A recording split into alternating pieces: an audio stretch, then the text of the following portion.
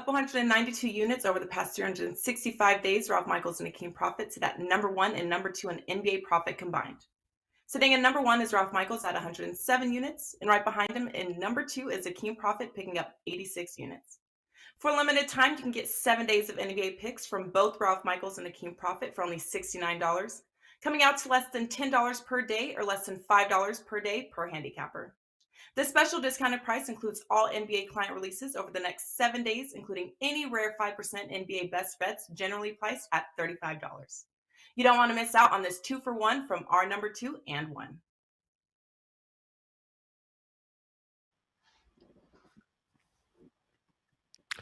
Hey guys, welcome back here to Wager Talk TV. You're watching Puck Time. I'm Andrew McInnis, and I have Carmine Bianco with me as usual. We are here to break down some NHL games from a betting perspective for you. It is a jam-packed Thursday slate.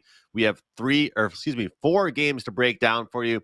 Flames, Bruins, Oilers, Hurricanes, Rangers, Red Wings, and Predators taking on the Colorado Avalanche. Carm, it is a little bit of a different night tonight in the NHL than it was last night as far as the amount of games.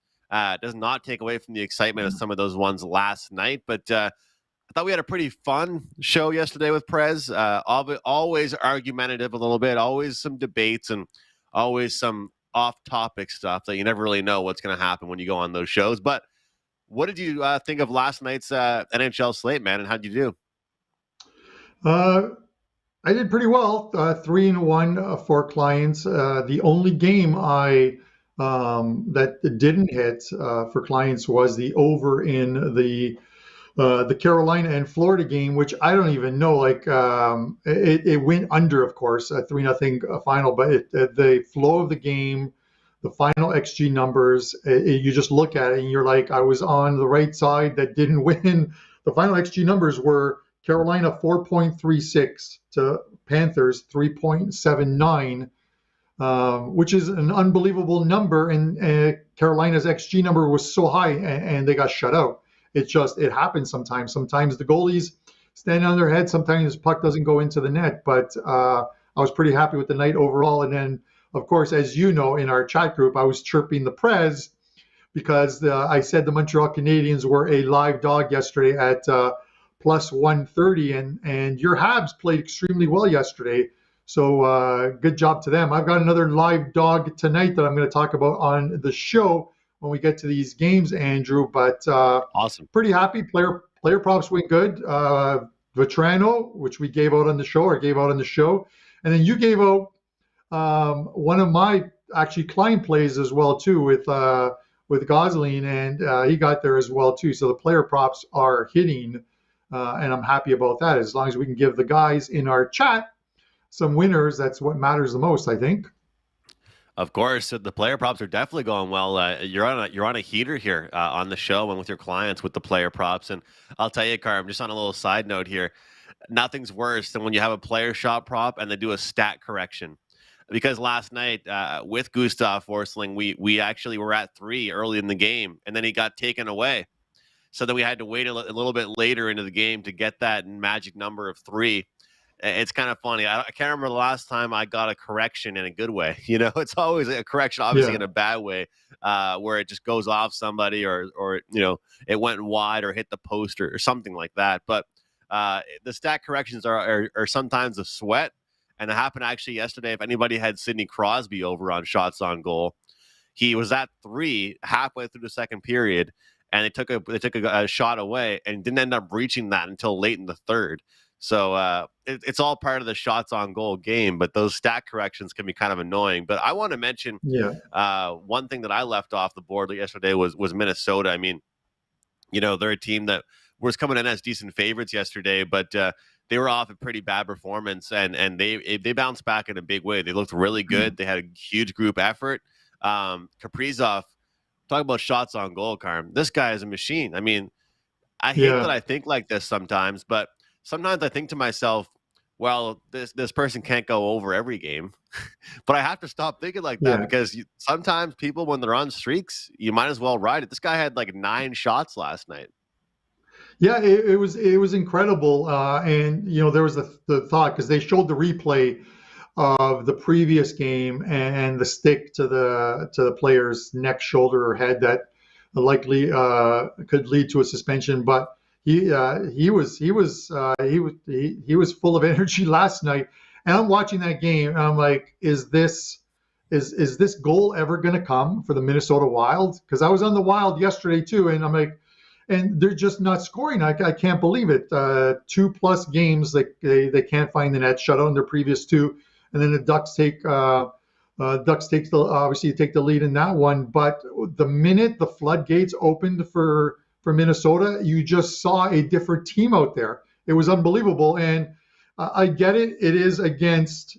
You have to look at it. It is against the Ducks, who have allowed not only the most goals, but the most scoring chances. I think the most shots on goal. So if there was ever a team for Minnesota to wake up against, I thought it would be yesterday. And sometimes, Andrew, the minute you win one and you start scoring, the grip on that stick isn't as tight anymore, and you just start playing well again. And they looked like they were having fun in that third period.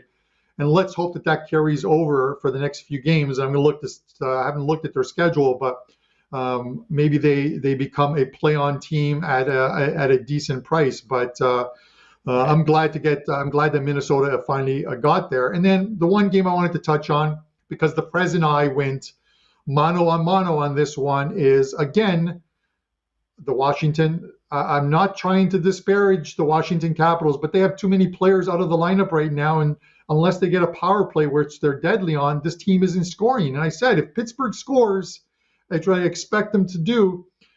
Yes, they came in on a losing streak, but they're still a team with a lot of quality, and players aren't missing. Washington's missing too many players. I just thought it was a play against on the Capitals until they get some of these guys back into the lineup. You can't miss that many players on your top three lines.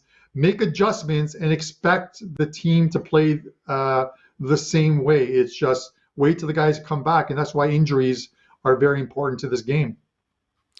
Absolutely, and injuries across all positions, forward, defensemen, a lot of veterans as well out for that team. And you talk about the power play, it's so true. I mean, this team is so lethal in the power play, but 5-on-5, they aren't really producing.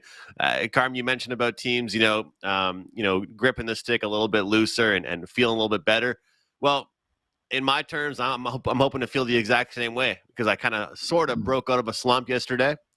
So hopefully what you described there with the Wild will happen to me as well. I just had two plays yesterday. It was the Penguins and it was the player shot prop there. So slow but steady. We'll try and get back in the race here. And it was nice to have a quiet 2-0 night. And those Penguins did look good. And I'll tell you what, it's not easy to go against a streak. It really isn't. Like, I've learned that the hard way in hockey betting. It's not easy, and I get it. You liked Pittsburgh just like I did, and more so a fate of Washington. But it's not easy to look at a schedule and be like, man, this team has lost 7 straight games.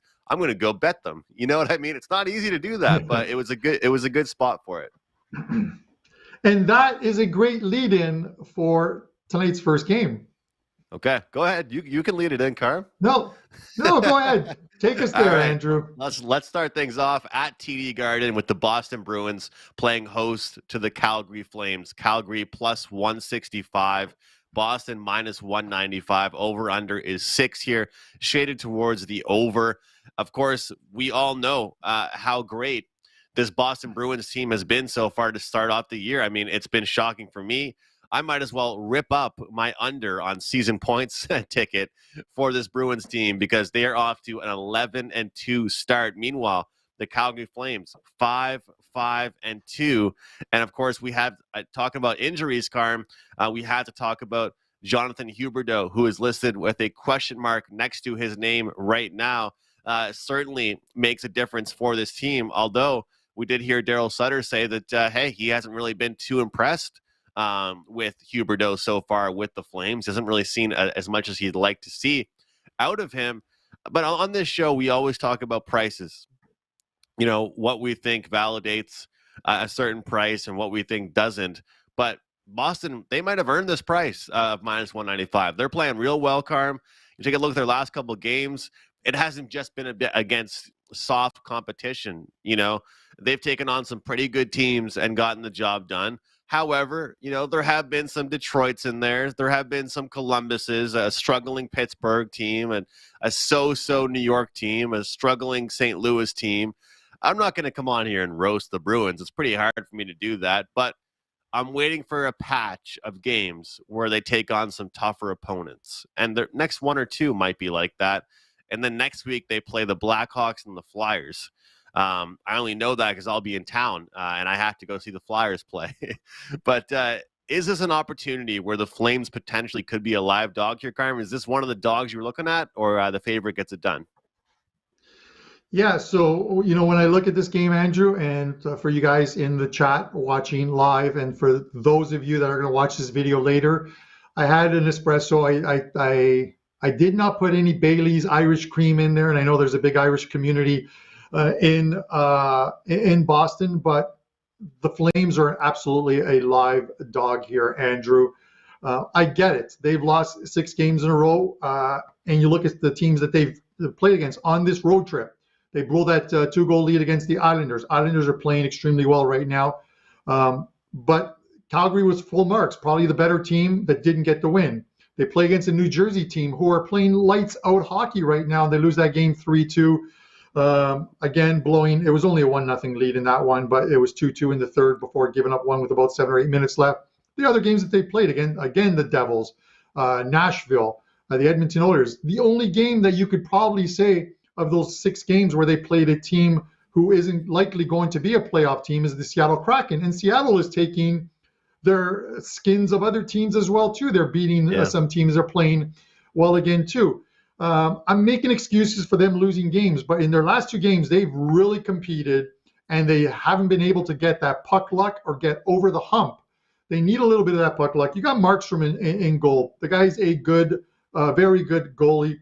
I get it all, Mark, but you're giving me plus 165 on the Calgary Flames tonight. If they put in an effort, and I get Hubador is not in the lineup. He's only got 1 goal and 5 assists in 11 games.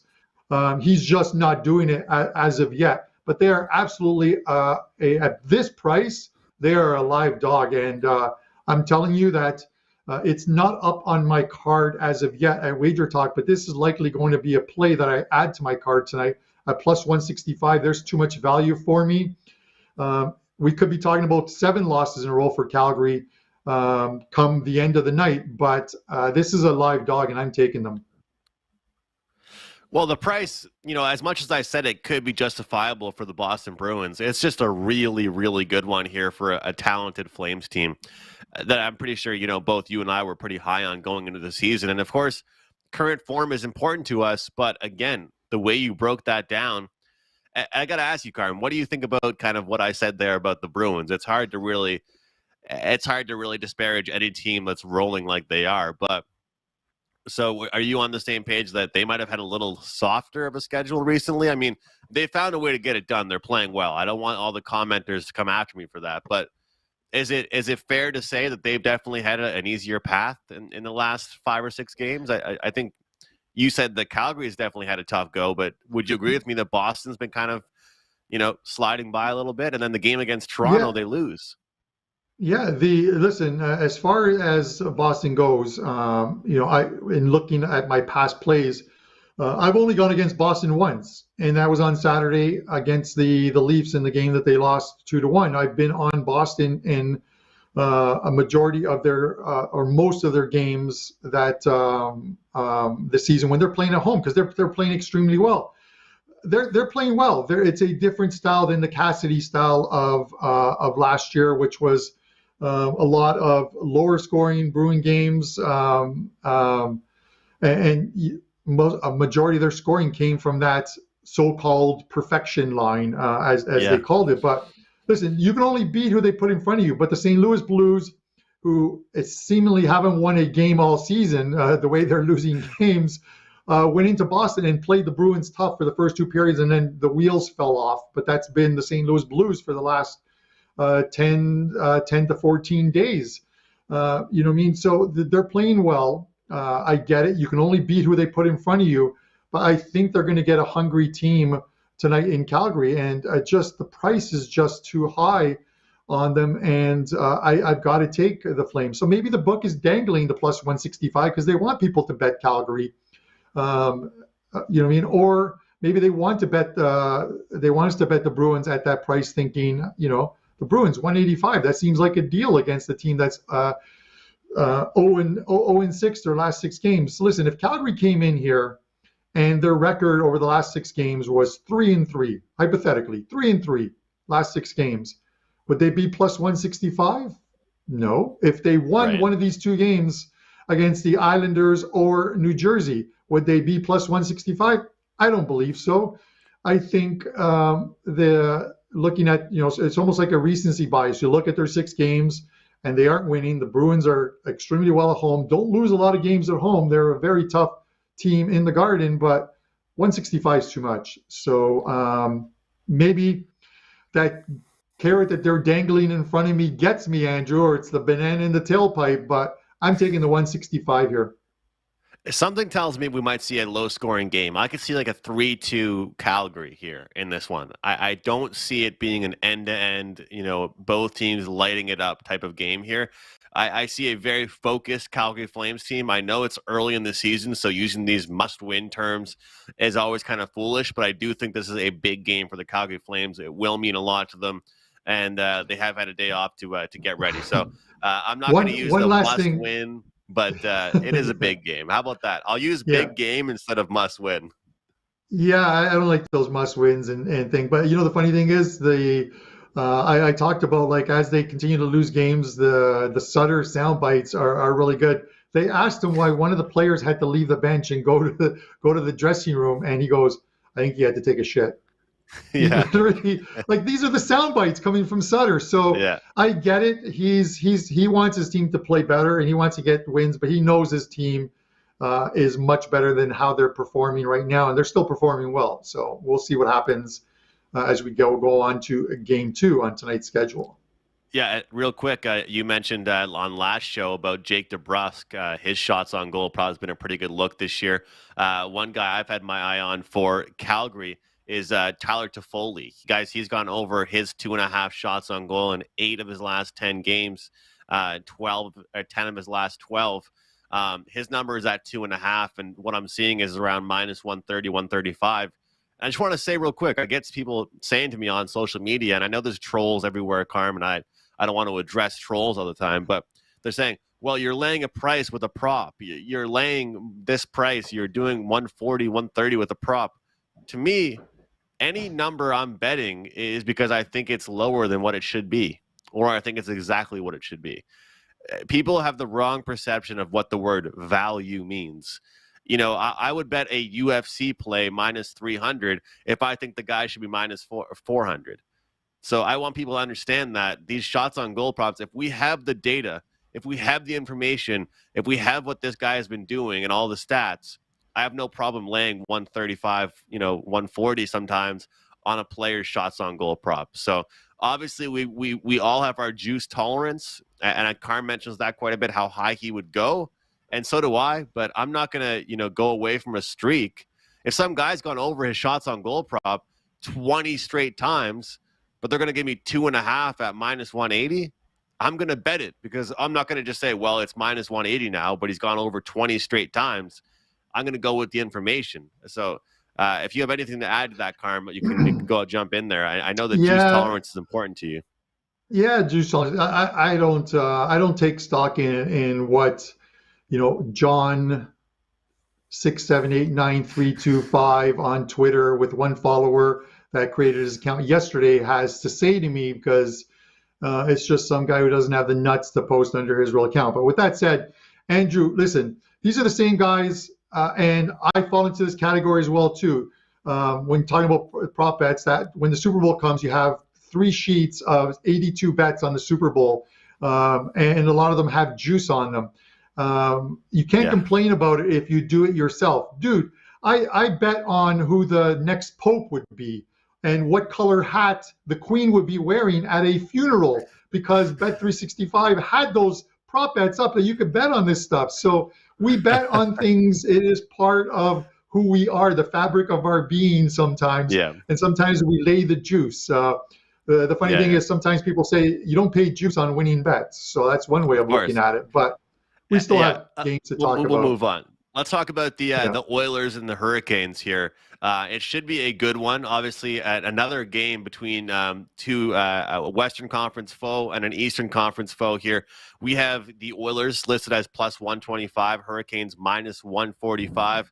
I do got to mention, Carm, there's been some movement overnight in a lot of these games, and the numbers continue to fluctuate. So, guys, make sure you check out the Wager Talk live odds page. I pretty much had that open all the time, all day on one of my monitors because it's really important to have those odds up there. But total at 6.5 here, minus 125 towards the over. If you want the puck line on Carolina, you can get the plus 165 for the minus 1.5. But let's talk about this Hurricanes team here, Carm, what you saw last night versus Florida, because we were talking before the show about how that game they played was a little bit different than it might have appeared on the scoreboard. Yeah. As I said, I watched that game and I talked to, I did stoppage time this morning at 10 o'clock where we talked about some EPL games. So if you didn't watch it, it'll be posted on there. There's a lot of free plays there.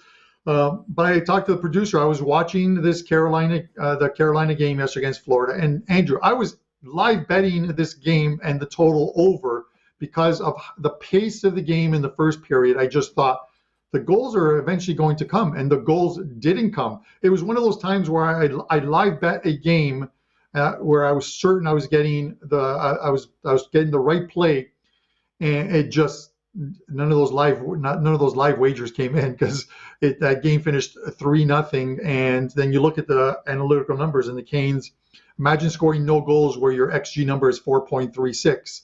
And as I said, it was 3.79 for the Panthers. So they pretty much did what they were supposed to do. The Canes didn't do what they're going to do. Now they head back.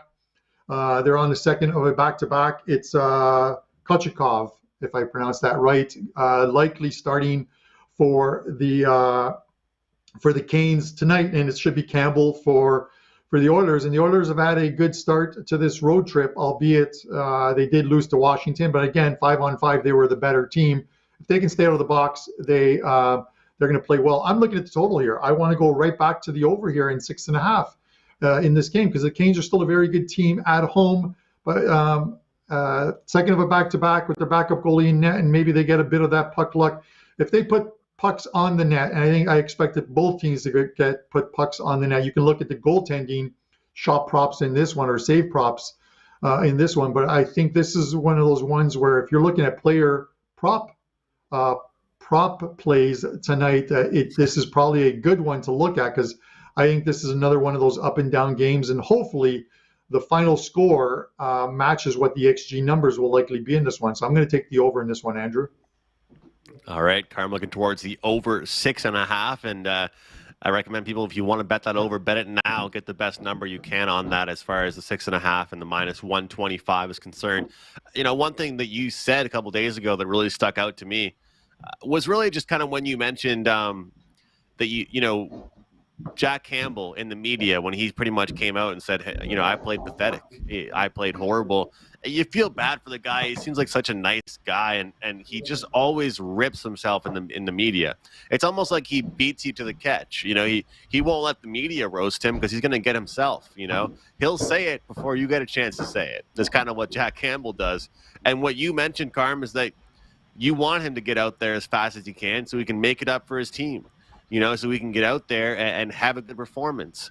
And like you mentioned, of course, this guy, he's 6-3 on the year, 3.93 goals against average. So his team has had to put up some goals for him to actually win those games. And Kochetkov making his first appearance of the season, 0-0-0.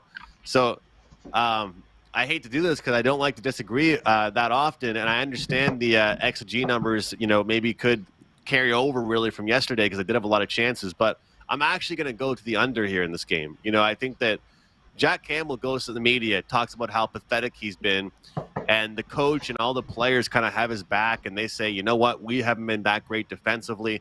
Evander Kane is out for several months now after a really dangerous play on his wrist, getting cut by a skate. I just feel like the Edmonton Oilers, they're in a position right now where they're playing pretty good hockey. But the big stressing point for their team right now is taking care of the puck in their own end. So it's not going to be easy. Of course, when these two talented teams get together to get an under. But I'm looking just towards a more defensive game from both clubs. And, I do lean towards the Carolina side, but I'm not really sure how I'd play them. So I'm going to stay off the side. So a little bit of a disagreement, but I think it could go either way, and it's going to be a good matchup, really. I want to ask, because I take this stuff into account. How much is?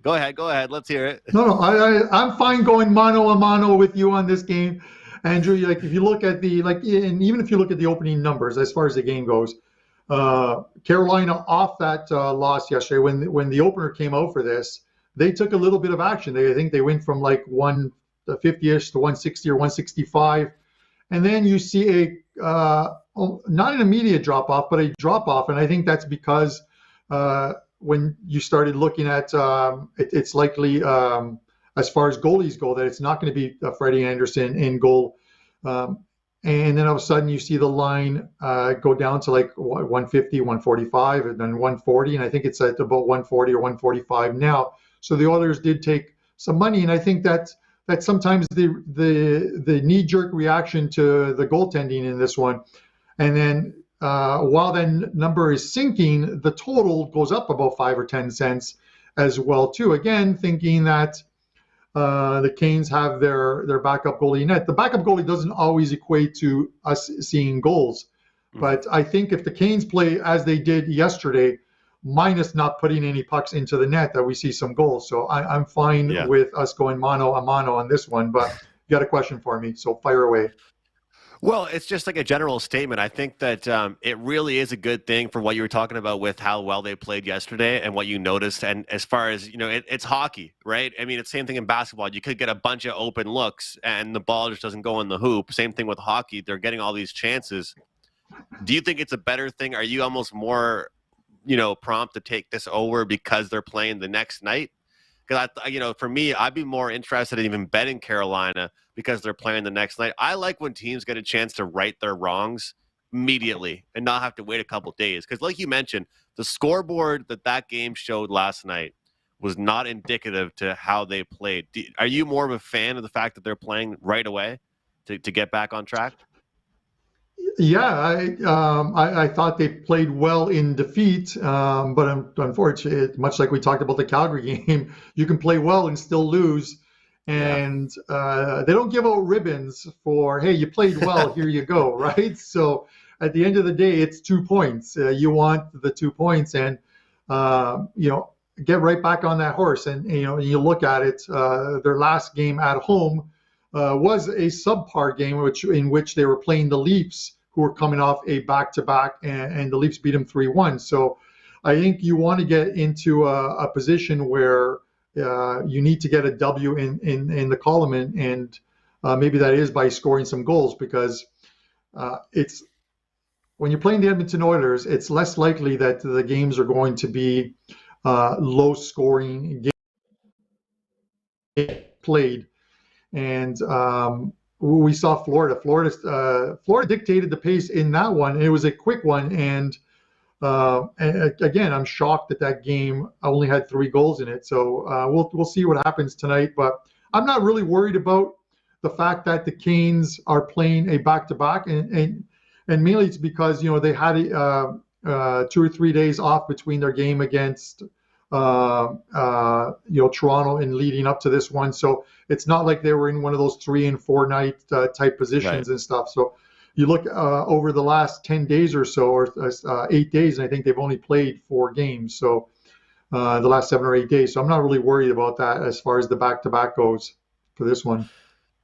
Let's jump into our next game, and it's a team that was on my buy and sell list for this week on the episode on Monday. And it's the New York Rangers. They're minus 160 against the Detroit Red Wings. And Detroit, they're plus 135. Total's at 6. And, really, when I look at this Red Wings team, 7-3-3, look at the Rangers team, 6-5-3, you would really go into the season, Carm, expecting those records to be reversed.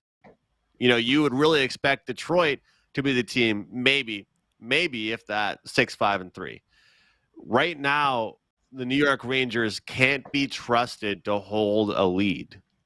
Whether, against the Islanders, the Red Wings on Sunday, whoever they're playing, they can't be trusted to hold on to a lead right now.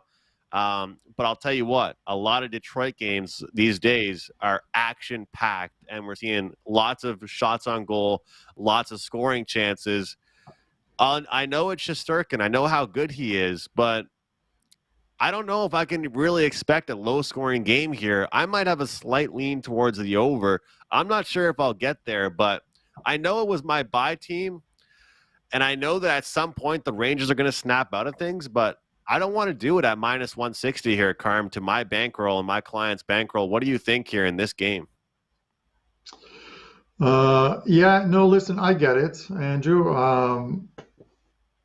It's just you look at the Rangers and you start talking about, which we talked about, I think, with Calgary, which is like sometimes hitting the road after not playing well at home is a good thing. They lose to the Bruins, they lost to this Detroit team, so maybe a little bit of, as Buster calls it, rapid revenge. And then, they lose their last game and, they hit the road here. I don't know if I want to lay 160 with them, but it is the Rangers.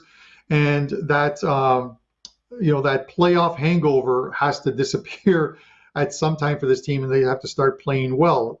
Can you pinpoint when it's going to happen? No, not really. Do I want to lay 160 with them to try and pinpoint it? I don't want to lay that 160 either, but they're the better team. We know they are the better team. No disrespect to the Detroit Red Wings.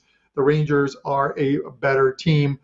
They need to show up tonight. They need to put in a full effort. You've got if they have their best goalie between the pipes and Shesterkin, they should do so.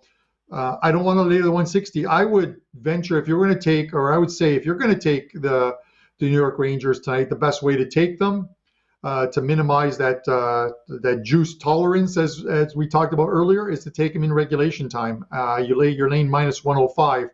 I don't blame you if you say to yourselves, I have no problem taking the Rangers tonight and laying 160. Then take them.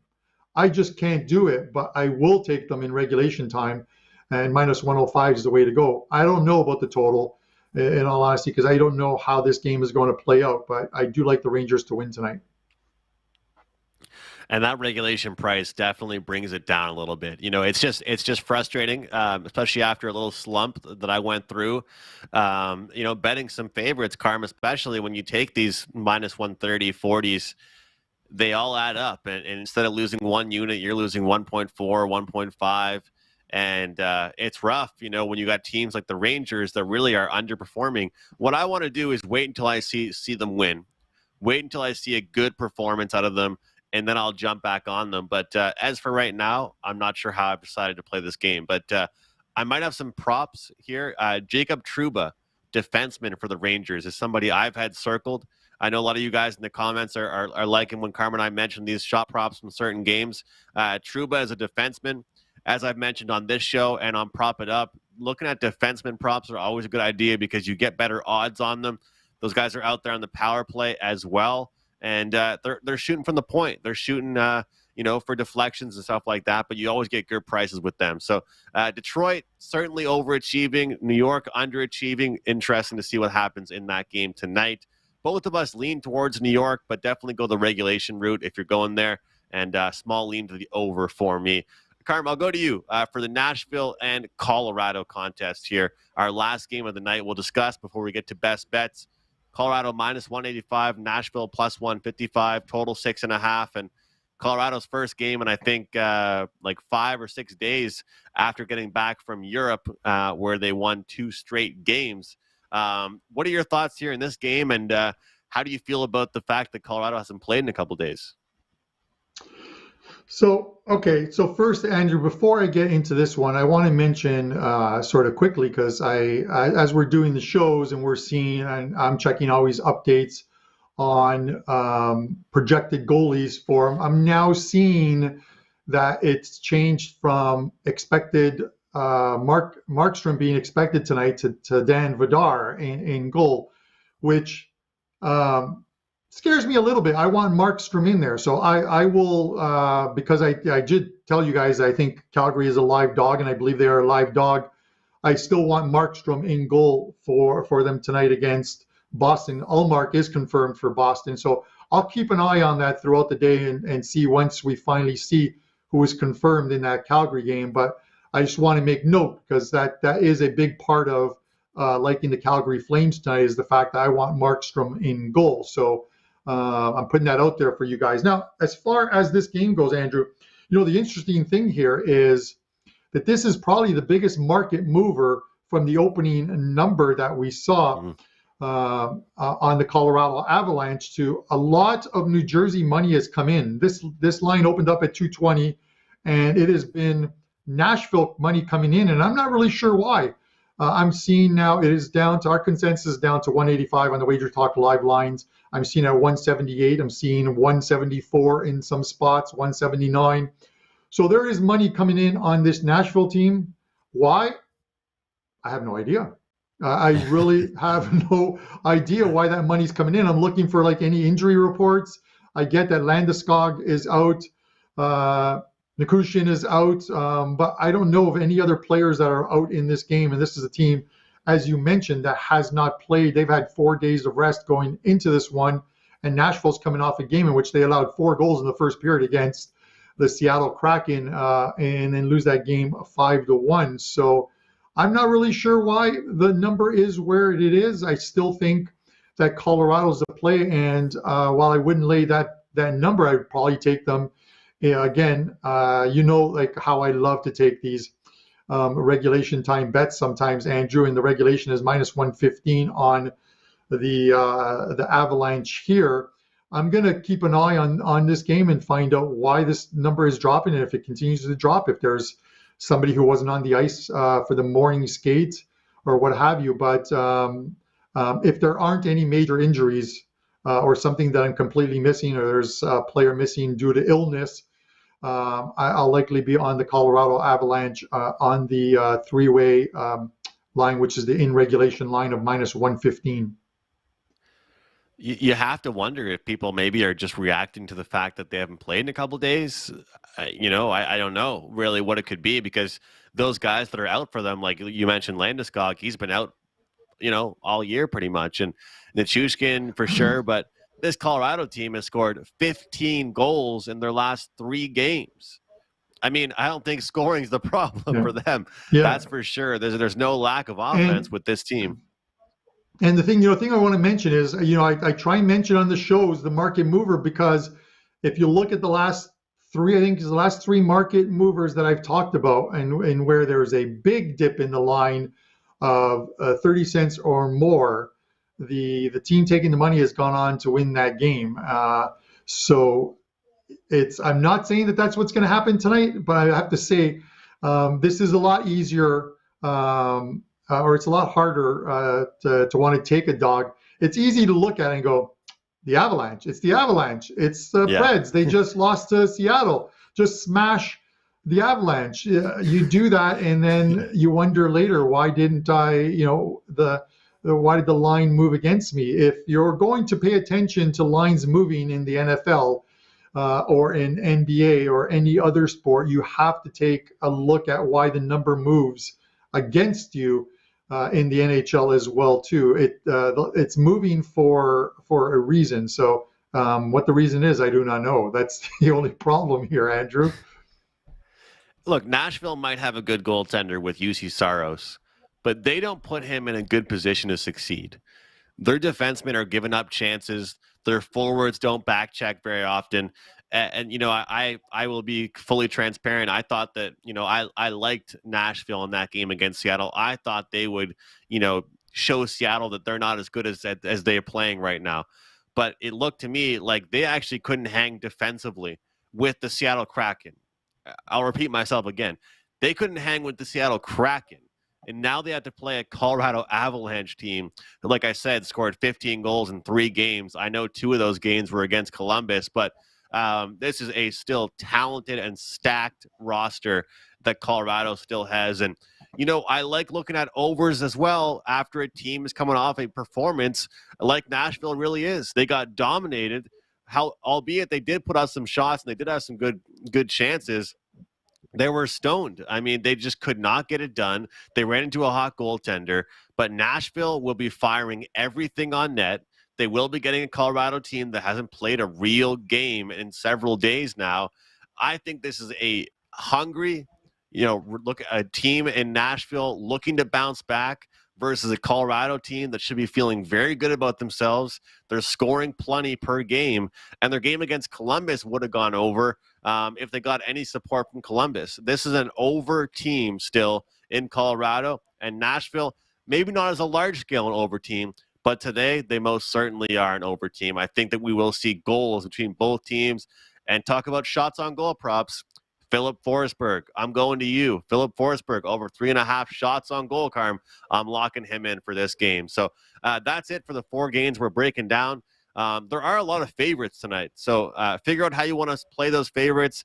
Try and find your live dogs. But there certainly aren't a lot of close games as far as the odds are concerned for tonight. But, guys, that actually was my best bet. So for the show over in that game. So I'll save the time for a little bit later. But Carmine, I'll go to you for your best bet and let folks know what you have going on for today. I know it's the last match day of the Premier League, I believe, in soccer and before the World Cup and NFL this weekend. Lots going on over at Wager Talk.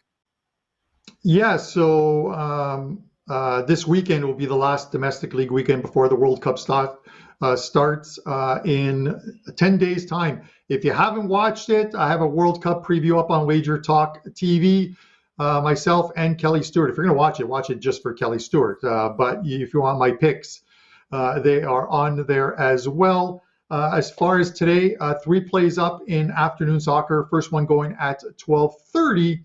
And then 4 plays up in NHL, a couple plays and a couple props as we look to keep a good run goalie. And then NFL, so good time for either the one-day all access or it's the last couple days of the 2-for-1 7-day all access special with myself and Andrew McInnis, who you see there, of course. And Andrew's heating up. I can feel, Andrew, that NHL streak is coming with you.